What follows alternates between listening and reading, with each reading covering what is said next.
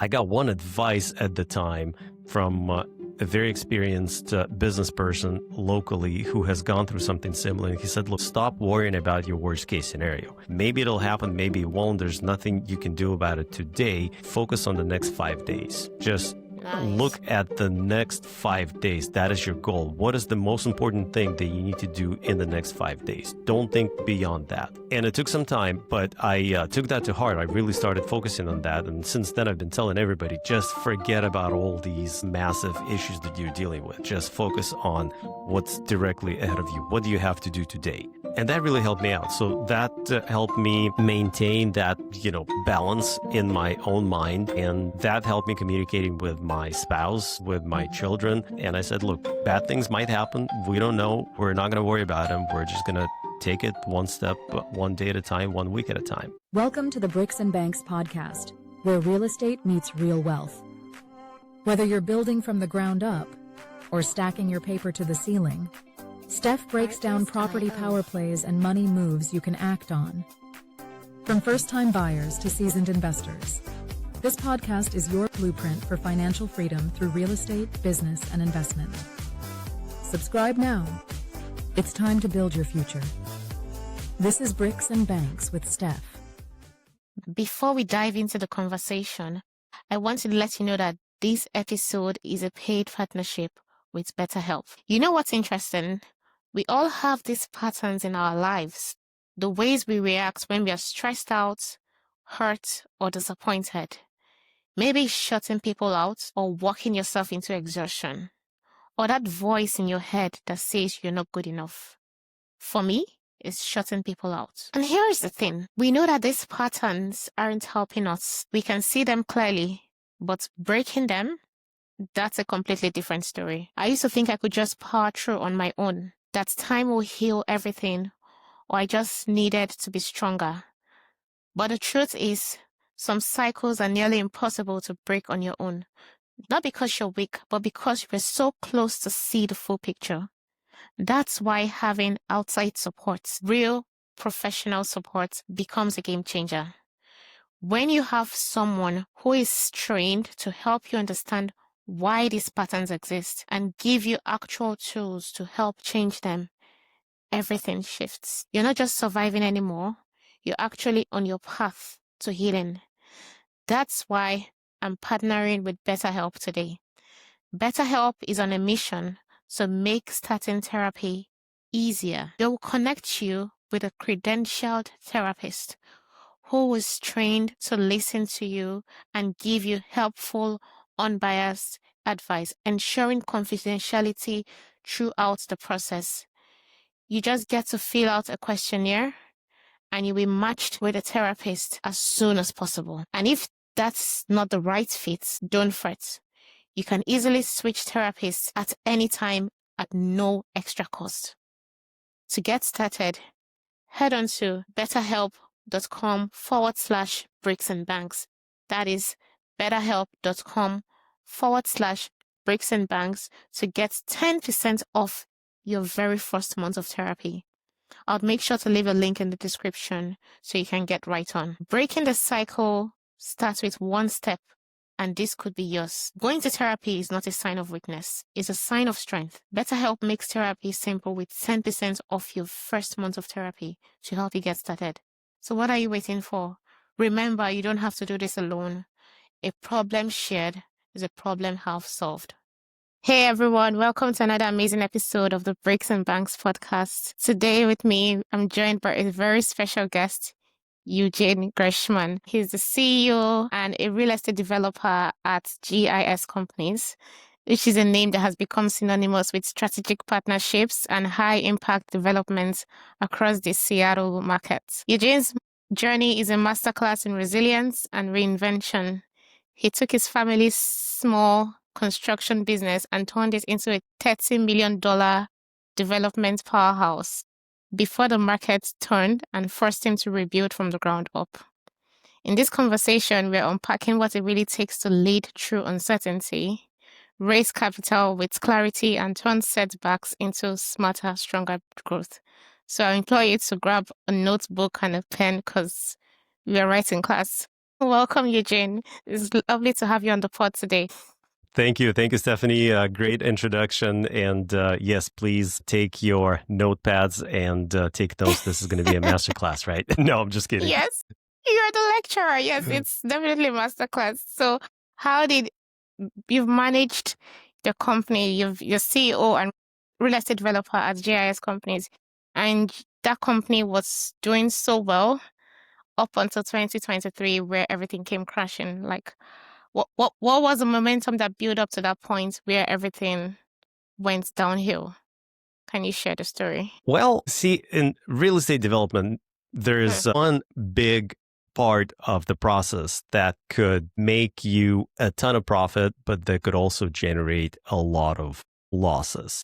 And it's called leverage. So when you borrow money to build something, you are subjecting yourself to risk, to multiple risks. Yeah. But primarily, you're giving the first position recourse on any project to the lender. What that means is that if anything goes wrong and the project needs to be liquidated, the lender gets their money first, everybody else gets their money last. And so what happens is when you borrow too much and then something happens and your project needs to be liquidated or it needs to be finished and it doesn't have enough funds, then the lender could literally take the project and liquidate it. And if it cannot sell for more than what you borrowed, they take it all. And that's exactly what happened. We borrowed too much. We structured this deal. We thought we were being creative. For many years of being a real estate developer, I've been working on projects without really using a lot of outside investor capital. We would use our own resources. We would partner with property owners to develop their sites. But I didn't have experience working with outside investors. And so what happened is we were able to strategically structure a development of these two properties where we didn't have to bring in too much money. We set up this creative financing structure. We borrowed a ton, and then interest rates started rising. And then when the interest rates started rising and post-COVID construction costs went up, we ended up in a position where we needed more money to complete the project. We were behind schedule and we could not refinance because interest rates went up. And we ended up losing everything because our projects at the time were worth less than what anybody would pay for them. And so the lender ended up taking them. What sort of projects were these? Were these like commercial developments or residential? Big apartment buildings. Yeah. So apartments, I guess, technically are considered commercial, but I still refer to them as residential because people live there, right? Yes. It's commercial on your side because you're making money off it. Residential on their side. So it depends on Right. how you want to look at it. Okay. Hey everyone. All right, listen up.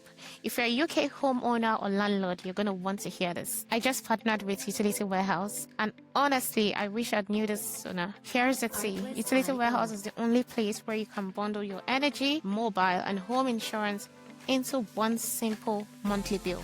No more juggling 5 different logins.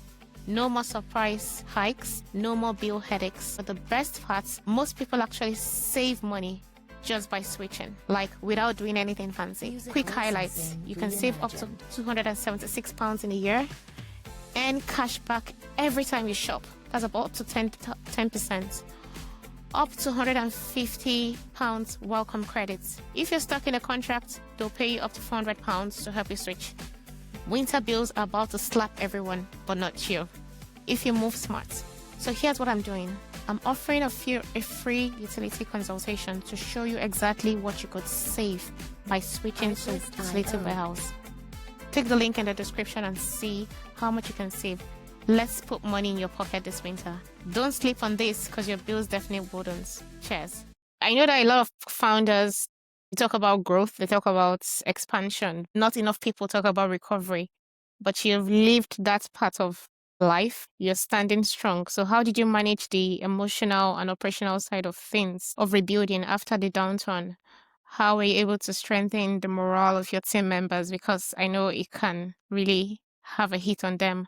And how were you able to build up your own morale? Because being a leader, you're responsible for yourself and responsible for your team members, the people you're working with. So how are you able to manage all that, the emotional and operational side of things? That's right. So your own personal headspace is what needs to be fixed first. And that's what I struggled for some time, because you can't help others. You can't help the team members if you cannot help yourself. And so Sure. working on my own mental state took time. See, the hardest part when the business is collapsing is you're looking so far ahead. You're trying to figure all of these worst case scenarios. Well, what is going to happen to me? What is going to happen to the business? What is going to happen Yeah. to my family?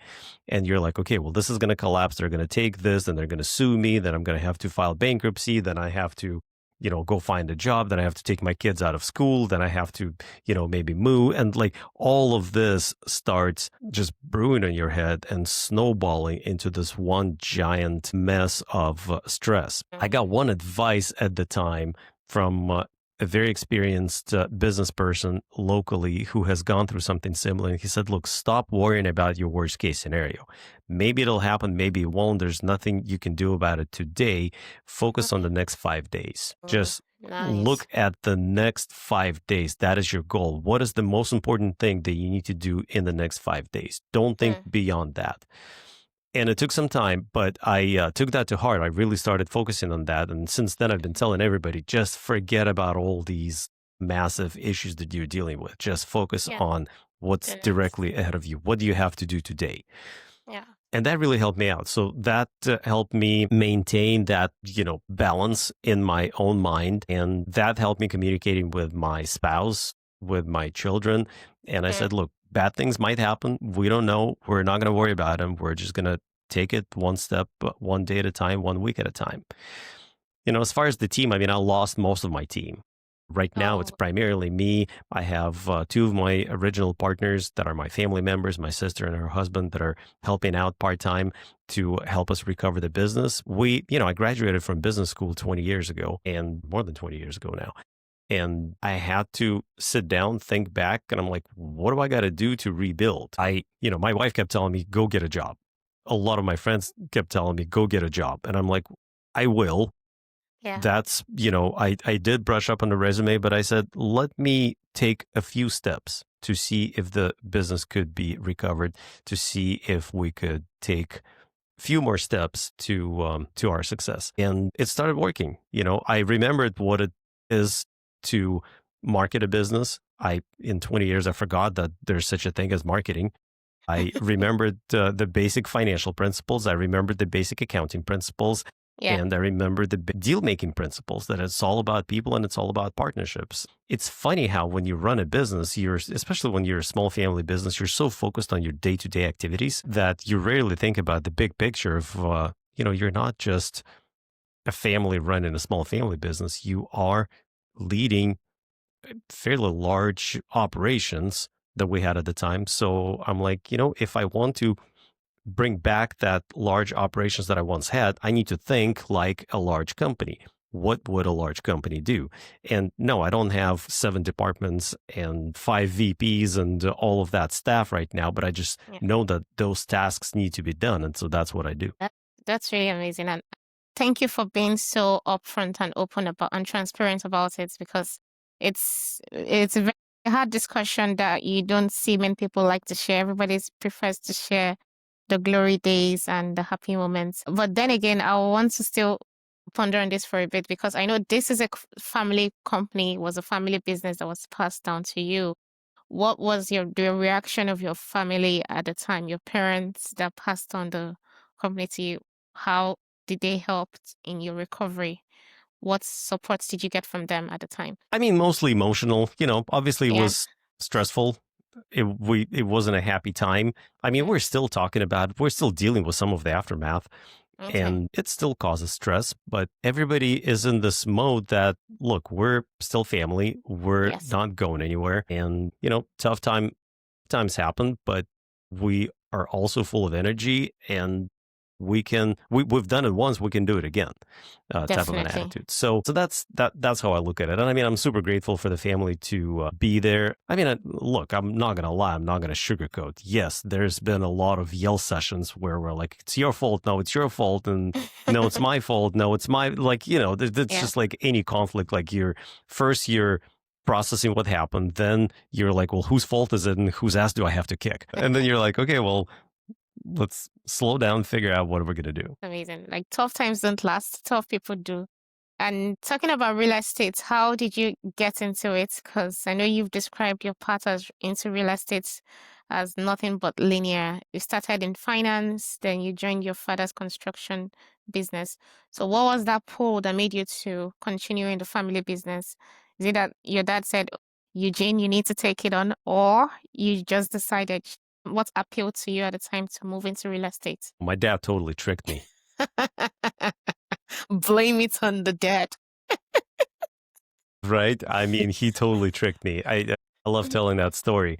Yeah. But when I was in college, before college, I obviously grew up around him running this construction company. He was always stressed out. He was always angry. And I always saw I mainly saw the negative side of his success, if I can even say that. But he would come home late. He would always be angry. Something would always go wrong. Materials wouldn't get supplied in time. Costs would go up. Somebody wouldn't pay in time. It's just, there's always this constant stress. Now, we would always have great vacations. We would be traveling. We would be, eventually I started seeing parents buying new things. And so there was definitely growth and there was definitely success, but there was so much emotional baggage that I was like, I don't want to do this. Like, that's your thing. That's not my thing.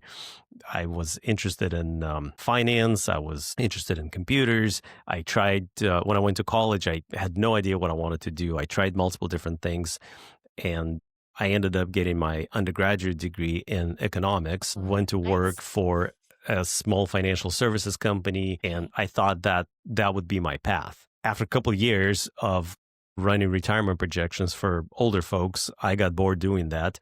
And even though I was pretty good at it, but I figured, hey, I'm still young. I'm going to go get my master's degree so that I could get college school out of the way. I went out and got my MBA. I took an evening program so that I could continue working. And my last year of my MBA, my dad calls me. He says, hey, I'm looking at this new opportunity. It's a development opportunity that we haven't done before, because he was just a general contractor. Okay. But he goes, we could participate in a development opportunity as a partner. We could also become their general contractor and build a project. It would require us to open a new branch of our company, a new division. But I just got this set of documents. There's these financial projections that are super complicated. He goes, I don't understand them. Why don't you take a look? I'm like, sure, that's fine. And I just finished this finance class in my MBA program, so I've seen some complex modeling. I looked at them. I'm like, spent some time. It was one of the most complicated financial models I've seen at the time. But I called them back a few days later. I said, look, I studied it. It looks cool. The numbers, assuming the numbers are correct, assuming the assumptions are correct, this appears to be a good project. He goes, okay, well, that's great. I'm meeting with these potential partners. Do you mind joining me in the meeting? Because you've seen the numbers, you might be able to help me out. I'm like, sure, that's fine. I can join you and, participate. So we met. Then more documents followed. He had me help him review the documents, then more meetings, more travel. A few months later, he's like, well, I think we're going to do it. I'm like, well, good. Congratulations. Let's get it done. He goes, yeah, so I'm going to need to open this new division of my company, a new branch. I'm going to hire some new people. He goes, I just wish I had somebody that I could have in that office, somebody that I could trust. And I'm like, okay, fine. Finally, it clicked. Right. And the rest, as they say, is history. I joined the family business. I was working for the construction company for some time. And then eventually, so that was our first partnership project. Eventually, we bought a few properties that we would develop ourselves, smaller projects. And then we partnered with other owners. And eventually, we decided that this is really an attractive niche for us. Rather than acquiring properties, developing and building them ourselves, we could do a lot more and, make a bigger impact on the society, on the housing market. We could go outside of our area. I mean, we've been in the Seattle area for the last 20 years, but if we partnered with owners, we could develop projects all over the country. I mean, all over the world eventually. And so that's what we did. We eventually shut down the construction company. My dad is basically retired now. We still talk all the time. He still, likes to keep his ears to the ground, likes to know what's happening. But Nice. it just sort of evolved from there. But it's been, 22 years now. And I know you've become known for the popular saying, don't sell your land, develop it.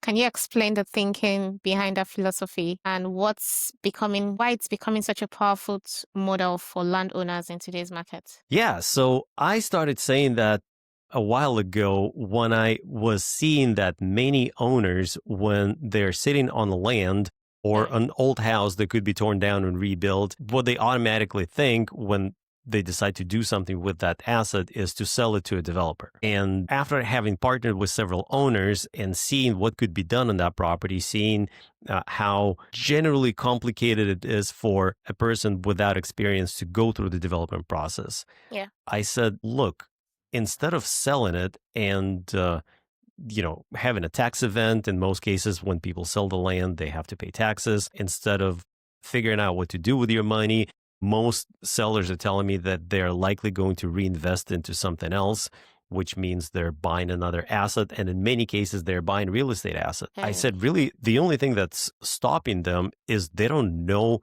how to develop. And if they were to do it on their own without any experience, they could lose a lot of money. So when I talk to owners, I show them the path. I explain them what could be done. I explain the process that we take.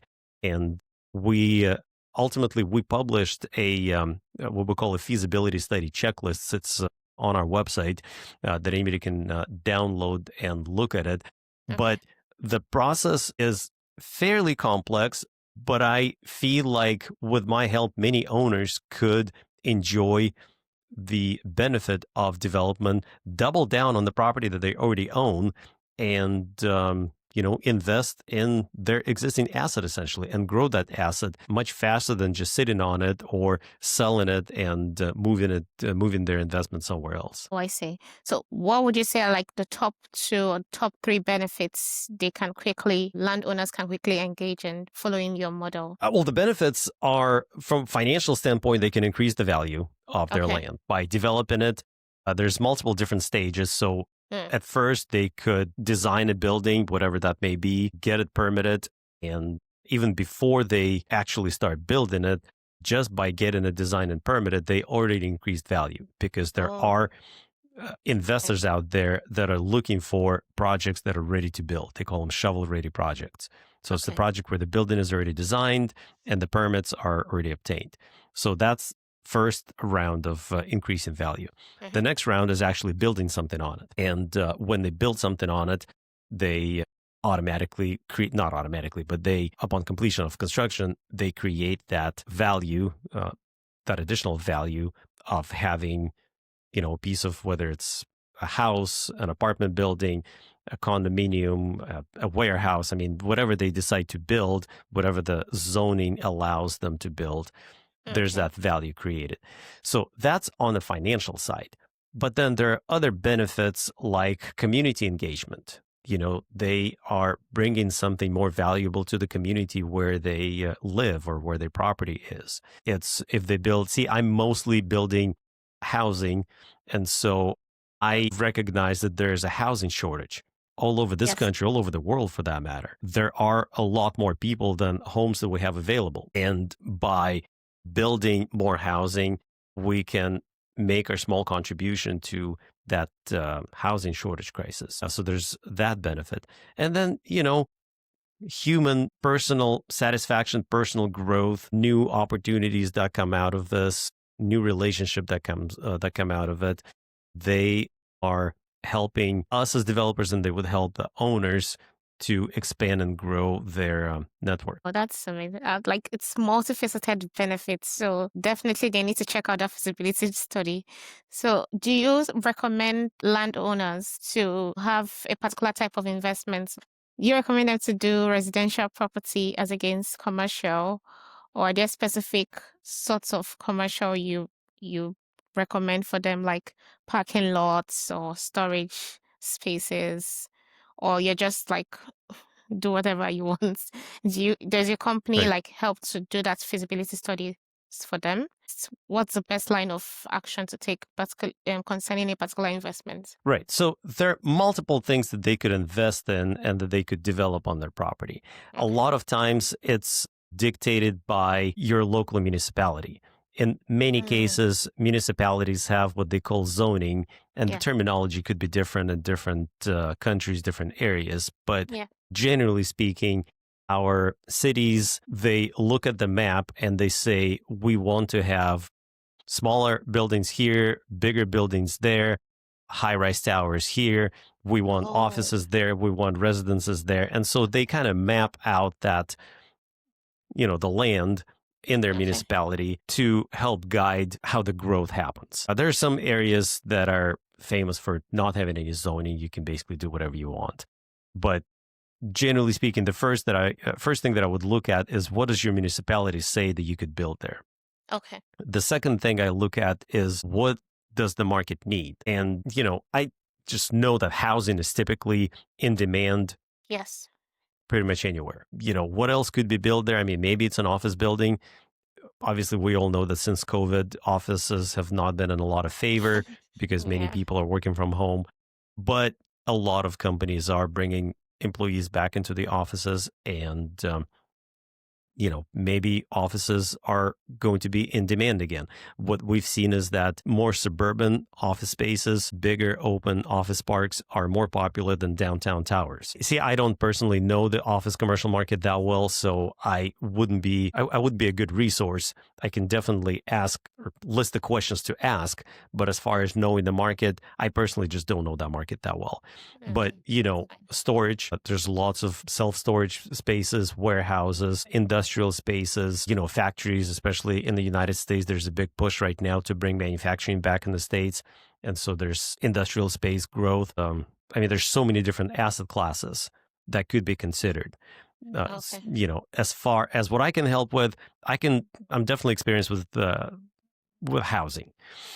Definitely. I could point in the right direction and introduce to other folks who have more experience in other areas. But, many people can do their own feasibility study. That's part of the reason why I published the checklist. If anybody, wants to do it on their own, Yeah. they don't need to necessarily talk to a professional. That makes sense. And also is your jurisdiction, is your marketplace just focused within the US, or are you spread across other countries in terms of the people Primarily you in the service? U.S. Okay. Yeah, Seattle or primarily in the other cities U.S. as well?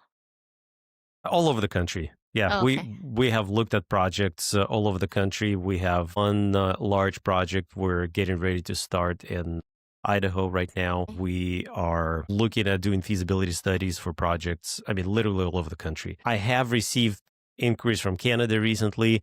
I have received phone calls from Australia, from let's see what else, Greece, not so long ago, other parts of the world. And I typically say, look, I'm a business person. I'm opportunistic. If there's an opportunity for me to do a project elsewhere, I Yeah. would.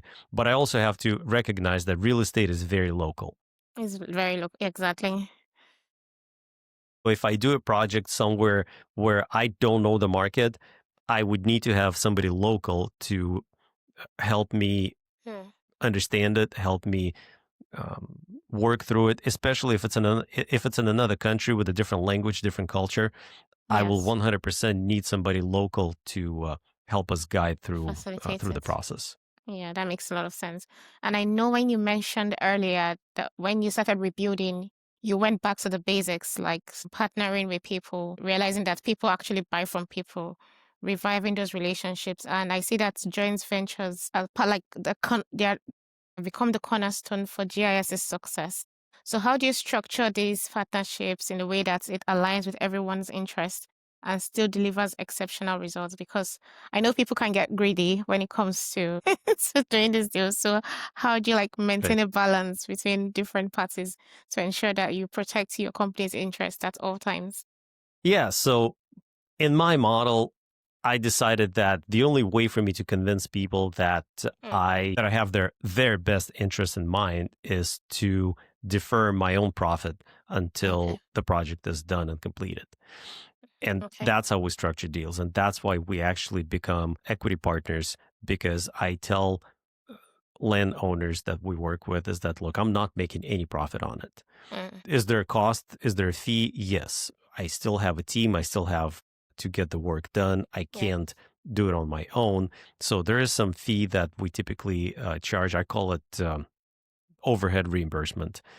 There's no profit in it for us. We still need to engage all of the team members. But the reason I do it is because I want the project to be successful and I want to make that profit on the back end. And that's how I incentivize myself. And that's what I bring to the table. In addition to my experience, in addition to my ability to find creative ways to structure deals. But yeah, that's the main thing. What I had to learn over the last couple of years is how to finance deals using, equity investors. That's something that we hadn't done before. And so now I am able to help raise additional capital for many deals. And when owners come to me with development ambitions, but no capital, I tell them, look, I'm not going to invest capital. My company doesn't do that, but I know a lot of people with money. So if I'm your partner in this deal, I will help you raise capital to get this deal done. How would you advise someone who's trying to raise capital, especially, or trying to build credibility with high net worth investors? Because that's the biggest challenge people face in real estate, getting investors and getting these investors to trust them enough to part that cash with them. What are your top tips for capital raising and capital financing of real estate projects? The main thing is to be honest about what you are and what your experience is. So it's a combination of things. One is the project needs to make sense.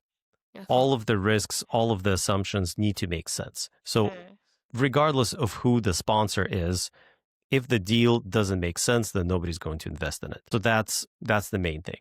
The other major component is yourself. And before you can ask people to invest in you, you have to develop those relationships.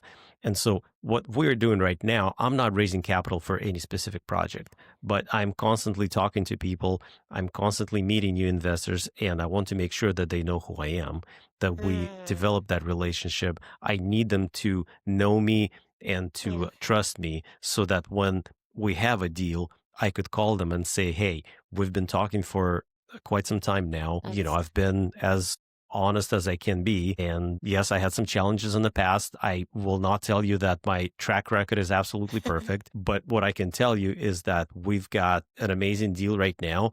And here's why I think it's going to work. And you know that I already screwed up in the past, and I'm not going to allow this to happen again. And so that takes time. What many people don't realize is that they need to start building these relationships in advance. They think that they first need to focus on the project. Once they have a project, once they put together the package, then they start blasting it to the world. Many people, many investors, especially retail investors, they're not even going to look at it because they don't know who that person is. When you receive a cold call or a cold email or a cold outreach through social media, you don't take that seriously because you don't know who those people are. You don't know if you could trust them. So it takes time to develop those relationships. And that's what I tell people. If this is what you want to be doing, start investing time in developing these relationships. That's very good advice because, like you said, people only start building these relationships when they have a deal on the table. But that's the wrong time to start building relationships. You build it like way before you even know there's going to be a deal on the table. That makes a lot of sense. Exactly. Because when you need the money, it's already too late. If you're about to get your permit and if your contractor is standing by and you need the money in 2 months and then you start scrambling, there's no way you can get it done in 2 months. Because that's why it's easier for us to get money from our families and friends, because these people already know us. We are not making a new Exactly. They friend already know you. say, "Oh, hey, come and be my friend." Say, "Okay, yeah, I'll be your friend." Okay, yes, I also need $200. Like, dude, I don't know you that like that. Right. Okay, that makes sense. Exactly. I know, given your background in finance and your degree as an MBA professional, you've emphasized the importance of systems and technology in managing large-scale projects. So what innovation or tools have made the biggest difference or the biggest impact in improving efficiency and managing risks in your business? Oh man, I wouldn't have been able to recover this fast if AI wasn't invented. It Hmm. Yeah, it saves takes so much time. I nice. mean, that's probably my number one tool right now. It just saves so much time on multiple different things. Now you have to be smart about it, right? Mm-hmm. It can run business for you. Maybe at some point it will be able to take more of an active role. But from copywriting to financial analysis to property search, I mean, a simple preliminary feasibility code research in the past would take us, I don't know, a couple of weeks, 2-3 weeks. Mm-hmm. Today it takes 2 hours, and that's only if the property parameters are too tough. Some code research on some opportunities in the last couple of months would only take me half an hour. Wow. We created our own custom GPT. We created our own custom prompt. And by the way, I recently published on LinkedIn. If anybody wants to get a copy of my AI prompt that they could feed into any one of the most popular AI engines, feel free to contact me. I'll send it to you. I'm We'll keep definitely refining it. contacting you on that one. Yeah, no, for sure. It's, I mean, it took me some time to refine because Yeah. every time I feed in that prompt, it gives me a very detailed research. And I use deep search or deep research mode that's available in most of the commercial tools. It gives me a report, but then I have to go back and I have to make changes or Okay. ask follow-up questions. I noticed that in many cases I would ask the same follow-up questions. So then we went back and we refined the prompt to ask that question from the beginning. Yeah, I mean, it still takes me about an hour or two, depending on the project, but beats spending 2 or 3 weeks on it. And, in the past, I would have had to hire a consultant and maybe pay some money for it. Today, I can do it myself, In half or the maybe have time. an assistant to help me out. Well, in a fraction of the time. I know you've So- seen multiple real estate cycles come and go, being in the business for such a long time. So for emerging developers or entrepreneurs trying to survive these very harsh and volatile environments, what are the practical steps or mindset shifts you believe would make a difference between lasting success and burnout? Because you've basically lived both worlds. Yeah, I mean, invest in your own well-being first, eat healthy, work out, go outside, breathe fresh air, try to find sunshine. You and I are both in very cloudy regions, but if you can find some sunshine, Yeah. that would definitely help. But so that's the first thing. You can't find success if you're not healthy.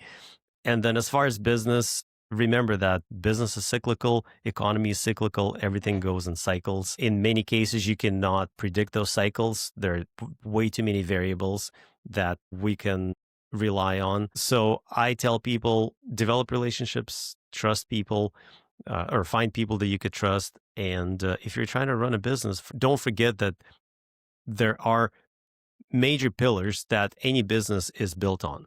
And you cannot grow that business, you cannot evolve that business without that foundation. And the foundation is financial planning, marketing and sales, and product or service execution.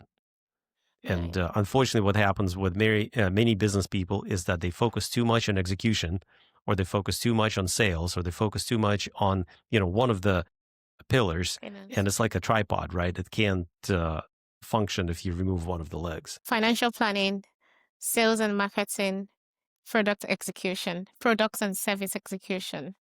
Those are the top 3 pillars we should focus on.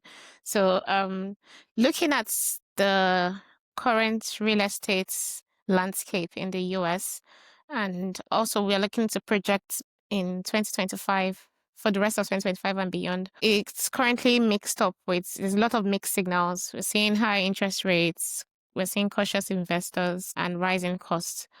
How are you navigating this cycle, and where do you see the most promising opportunities for strategic growth? I was so happy yesterday listen to this podcast. So I love these guys at ITR Economics.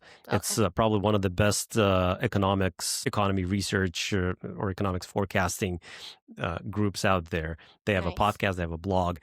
And I heard their podcast yesterday where they talk about the U.S. housing market and how they're forecasting the housing market to start turning around in 2026 and 2027.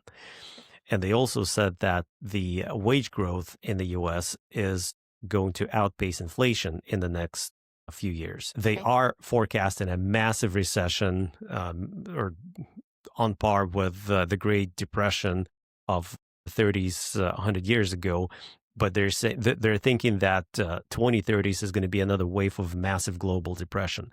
But the next 5 years, they're forecasting growth. And the reason I got excited about it is because a few months ago, I was talking to a colleague who asked me when I think we're going to see the bottom of the housing market. And I said, that was back in August. And I said, I think we're pretty close to the bottom. We may have already passed it. We may be just approaching it, but I think we're pretty close to the bottom. I would strongly start doubling down on development and start designing new projects, permitting new projects so that in the next year or two, we have the permits ready to go so that we could start construction. And so yesterday I heard this podcast and they said exactly that the housing market is at the bottom and there's going to be growth expected in the next 2 years and the wage growth. And I'm like, yes, I guess right. I'm not, it's not because I'm smart. That was purely based on intuition when I said that, but it finally got validated with numbers. So I was pretty excited about it. Well, that's really good. And yes, like you said, we need to start doubling down on developing real estate because the market is looking, the terrain is looking good. And so let's come into your head right now and see how you do things. When you review potential deals, what's your personal framework for evaluating whether something is worth your time or not? What are your green flags and what are your red flags on whether or not to chase these deals? So generally, I'm pretty open-minded. Okay. When people bring me deals, I look at them as if it was my own. And I try to analyze it from all angles. Like just yesterday, I had a conversation with an owner who bought a property a few years ago, started designing it, hired architects, hired engineers, and then put it on hold because the project didn't work. And so he shared the plans with me. He shared the construction budget. And he said, here's what I've got. It doesn't work right now. What can I do? And my attitude towards it is first, well, what happened there? How did you get this far to designing the building when it's so far out of balance? And I can't do magic, right? It needs to work. The numbers need to work. The construction cost needs to be below what the value of the building is. If it's going to cost you, if your land plus construction plus all the soft costs are higher than the value of the finished product, it doesn't make sense. Yeah, it's a loss. So then I start analyzing it. Well, what can be done? Can we reduce this cost? Can we change the building design? Can we change the building function? And so I started asking all these questions. So when I got back to this owner, I said, look, I spent a couple hours reviewing your project. I built the model. As designed, it doesn't work. You already knew that. You wanted me to see if I can come up with a simple, quick solution of how to fix it. After 2 or 3 hours working on your deal, I cannot come up with a quick solution. What I can tell you is that I am confident there is a solution, but I don't know what it is. We have to spend some actual time and we need to involve other professionals to find that approach. And so that's what I tell people. The simple red flags that everybody talks about is environmental. Is there, steep slopes, wetlands, oil spills? Was there a dry cleaner shop on your property before and there's a bunch of chemicals spilled in the soil? Those things are obvious red flags that everybody looks at. And so I obviously look at them as well.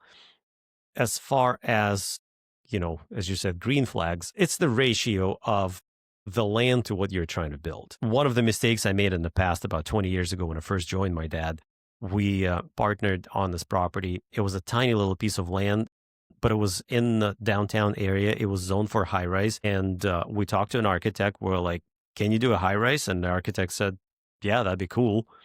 And then we called the structural engineer and we said, the architect says that we could build a high rise. What do you think? And they're like, I mean, complex, but yeah, we could do it. Yeah. And so we're like, yes, let's do it. And so we designed this high-rise tower on a tiny little piece of land. It never got built because it was so freaking expensive to build that it just would not make any sense. And so that's one of those things that I look at is if you have a small piece of land and you're trying to build a huge program, then it is very risky and there is a chance that it might not work. So everything needs to be in the right proportion, right ratio. What is that ratio? What is that proportion? I don't know. It's intuition.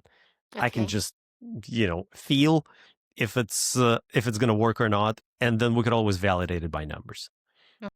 Talking about ratios and proportion, is there a specific percentage you look at in terms of profitability for your deals? You just, as long as it's profitable within this mark, you're gonna go on it. Yeah, so I typically, my benchmark is 100% return on investment. And that's what I tell my owners. That's what I tell my investors. That my goal for everybody to double their money by the time the project is done. Okay. The way we achieve that is by creating these financial structures that would allow the owners to see that. And in some cases, we have projections that call for 3 times the return, 4 times the return. It all depends on the time horizon and the risk. As far as like the profit margin on a project, again, sort of the benchmark is 20%. Okay. The value over cost is roughly 20%. Okay. Thanks for that. Last question. It's usually the legacy question. So when you think about the long game, beyond profits and projects, what legacy do you want GIS companies to leave behind? And what does personal success mean to you at this stage of your journey? Really, I want to make an impact on the housing crisis. We would love to build as many homes as we can so that we could accommodate as many people as possible. And as far as the legacy and the meaning of the GIS Companies brand, I really want to be known around the country, around the world for that matter, that we are the company to call when you want to develop. See, many people think that if they want to build something, they have to call the architect. And it's not necessarily wrong, but I think before you call the architect, I would love them to call me so that we could talk first. And, or not maybe me personally, but contact GIS so that we could look at their project and advise them. I mean, at some point, I recognize that I wouldn't be personally able to Definitely talk to every owner, and it's happening already. My team is helping. My team is helping is taking a lot of initial calls, but I think that's really the legacies, that recognition that we are that development partner. It's almost like an extension of the development arm. So if anybody decides to develop, they don't need to build their own real estate development department or real estate development company. They could work with us, and we'll help them structure it. So when they think of that, I want them to think of GIS Companies. Yeah, definitely want to work with you because you know the game, especially in the US. Like, you're in charge. So that brings us to the second segment of this session, which is the firecracker round. So this is me just asking you with a bunch of questions and you hitting me right back with the very first answer that comes to mind. And let's go. Are you ready to play the game? Drum roll. Let's do it. Let's do it.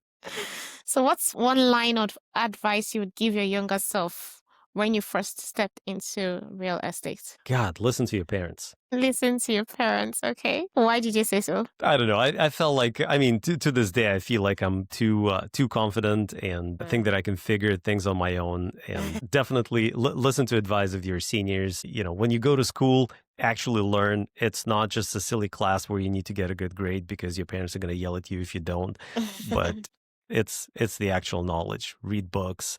I was not a reader in my Hmm. younger years, but yeah, knowledge is important, and treat it as an asset, not as a chore. What's the biggest misconception people have about real estate developers or the development business? It's either very easy or very hard.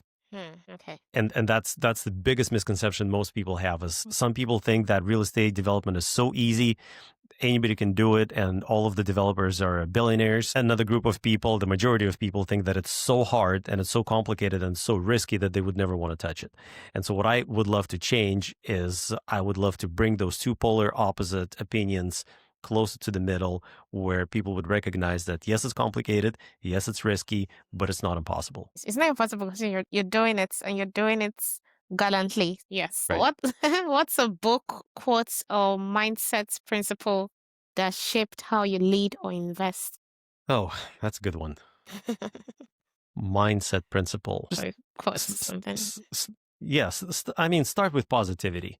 I Okay. think that's the biggest challenge, is that a lot of people generally, I noticed, are very negative, and it causes a lot of challenges. So yeah, I mean, as far as book, one of my favorite is Daniel Priestley's Oversubscribed. For any entrepreneur or business owner, I think it's a must read. He's got a whole series of those books that are very useful, very good principles. Basically talks about establishing a demand for your product or service before you want to sell it. And we sort of talked about it before when we talked about working with investors. Yeah. But that's the general principle, is start working on it in advance. But as far as my personal mindset, yeah, I'd say positivity. Focus on being positive. Yeah. And I feel like people have this general affiliation to positivity. Once you have a positive mindset, it's an energy that radiates. People they have the propensity to come towards you as a positive person than when you're being negative or when you're judging everything or being critical about everything. So yes, That's right. positivity is good because people love that positive energy and that vibe.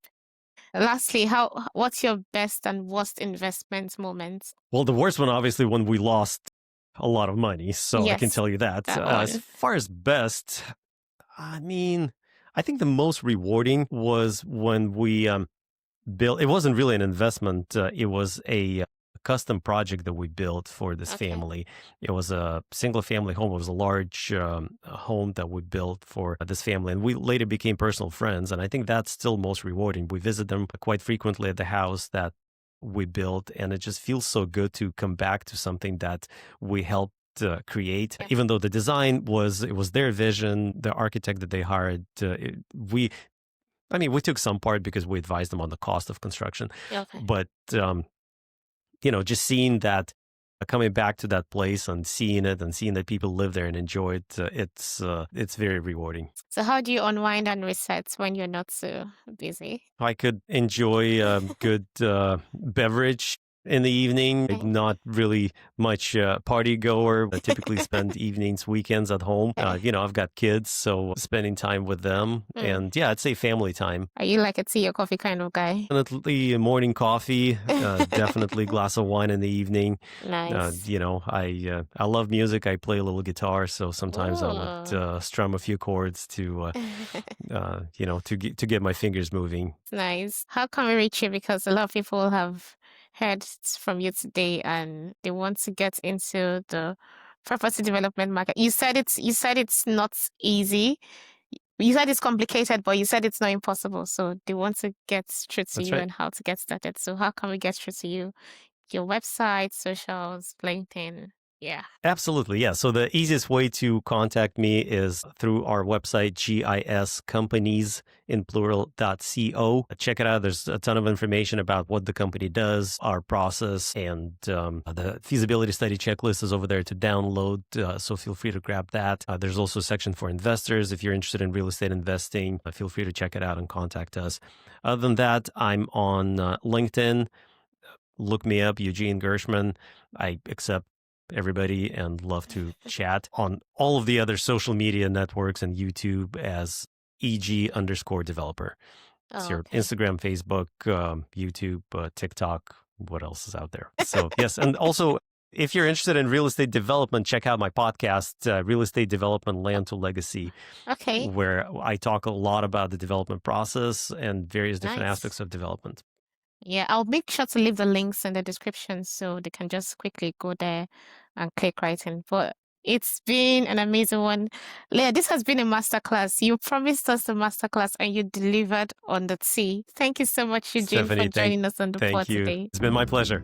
Yeah, and there we have it, guys. Eugene has basically broken down what it means to be resilient in business and what project development looks like. And he revealed one secret, said AI is his best automation tool. And he has given us prompts, so you just need to contact him. He has basically written down a whole set of prompts that you can use to make your AI work for you efficiently. So I would make sure I leave the links in the description so you can reach out to him and get those prompts. So till we come your way again, let's continue to turn knowledge into action and bricks into banks. This has been Bricks and Banks with Steph, and this is me signing out. Cheers.